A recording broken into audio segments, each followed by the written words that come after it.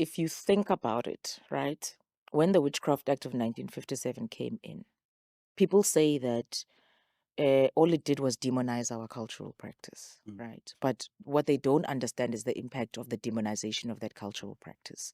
If we look at the history of the Witchcraft Act coming from the UK and Europe, right? Mm. So that was specifically done to target women that had spiritual gifts, right? Yeah. So they come into Africa. They see Uguti in Africa. Cultural practices are the core of our strength, Yeah.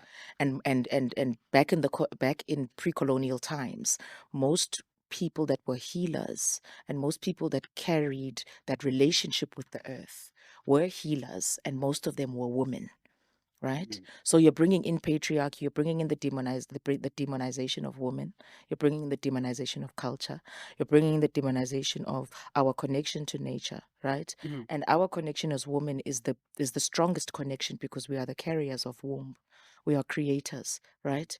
So what that means is that we are able to regenerate the same strength that nature regenerates, right? Yeah. So if we are then stripped of that ability to be able to reconnect with nature, you are stripping us of the potency of our healing.